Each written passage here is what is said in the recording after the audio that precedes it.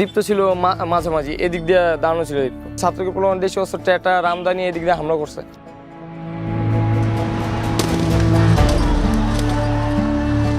এটা ঝালাই দেওয়া, এদিক দিয়ে একবার এইটুকু পুরো ভাঙ্গা পড়ে গেছে। প্রায় 200-300 মানুষ একসাথে এদিকে করছে, কারণ এদিক দিয়ে হামলা করছে, ওদিক দিয়ে সব দিক দিয়ে একবার চাপায় ফেলাইছে আমাদের ছাত্রদের। এই যে এদিক দিয়ে অনেকে ওঠার চেষ্টা করছে, এটা ওঠার চেষ্টা করছে, পুলিশ ছাত্র কাউকে উঠতে দেয় নাই।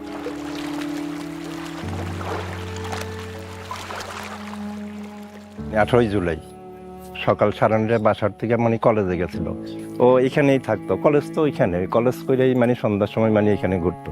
ওই যে জায়গাটায় মারা গেছে এখানেই বেশি থাকতো। এই নির্মমতা তো বলার মতো না, মানে অনেক ছেলেরাই মানে উঠে গেছে, উঠছিল ওইখান দিয়ে, মানে ওই যে ওই জায়গাটা দিয়ে উঠছিল, পুলিশে বাড়ি দিয়া বা ছাত্রলীগের বাড়ি দিয়ে নামাইছে। আমি এমনই আবার কিন্তু মাঝে আমি বুঝতেই পারলাম না ও তো বিপদে বসে।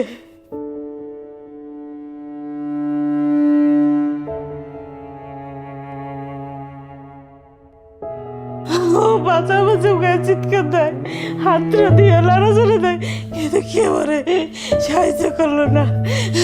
এই তো সবই ভুলে গিয়ে এখন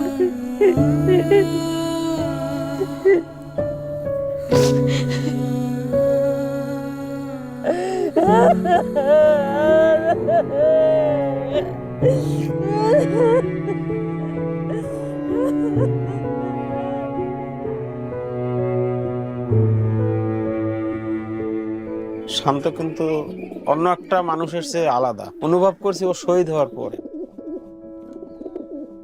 ওর ফেসবুক প্রোফাইলে লেখাটা দেখলাম যে হৃদয়ে শাহাদাতের উচ্চাকাঙ্ক্ষা লালন করে সে হৃদয়ে কখনো হতাশ হয় না। বয়সে ছোট কিন্তু বড় বড় সিনিয়রদের সাথে চলাফেরা করছে।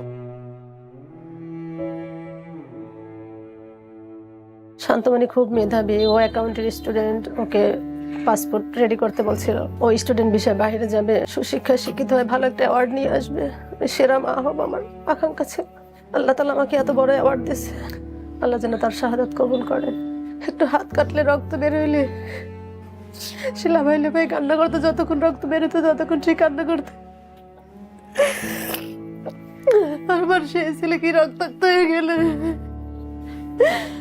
আমার খুব আদরের সন্তান ছিল শান্তমণি। সব আত্মীয়স্বজন বলতে ছেলেকে আর কয়দিন পর বিয়ে করবে, এখনো শান্তমণি বলে ডাকে। আমি কাকে শান্তমণি ডাকবো এখন?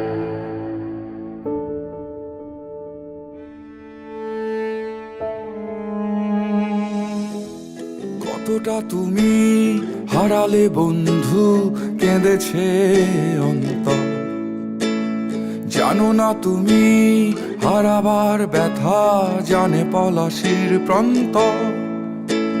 হারিয়ে গেছে যেখানে মায়ের সোনার নলুকখানি, গোলা ভরা ক্ষেতের ফসল, সাজানো ফুলদানি।